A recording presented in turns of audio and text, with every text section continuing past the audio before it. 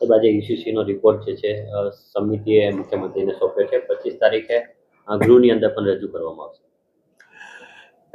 આજે યુસીસીની જે high level committee બની હતી એમણે પોતાનો એક વિસ્તૃત અહેવાલ માનનીય મુખ્યમંત્રીશ્રીને સોંપ્યો છે અને શ્રીમતી રંજનાબેન દેસાઈના નેતૃત્વમાં આ હાઈ લેવલ કમિટીએ ગુજરાતના બધા જ સ્ટેક હોલ્ડરો સાથે મિટિંગ કરીને એના સંદર્ભમાં ચર્ચા વિચારણાઓ કરીને એક વિસ્તૃત અહેવાલ રજૂ કર્યો છે.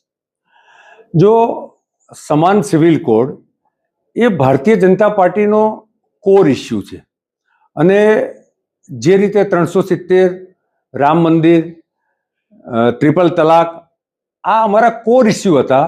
એ બધા જ કોર ઇસ્યુ પર ભારતીય જનતા પાર્ટીની સરકાર જ્યાં જ્યાં બની છે અને જનતાનું સમર્થન મળ્યું છે ત્યાં અમે આ બધા જ ઇસ્યુ પર અમારી સરકારો કામ કરી રહી છે.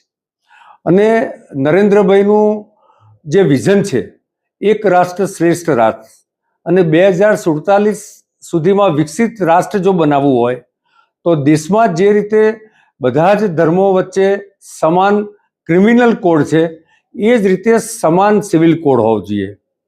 આ સમાન સિવિલ કોડના કારણે એક તરફ બધા જ ધર્મની મહિલાઓનું સામાજિક સશક્તિકરણ થાય છે, સમરસતાની એક ભાવના બને છે અને મહિલાઓને લગ્ન, છૂટાછેડા, દત્તક બાળકો લેવા અને વારસાઈ મિલકતમાં જે અધિકારો આ એક સરખા આખા દેશમાં થાય છે.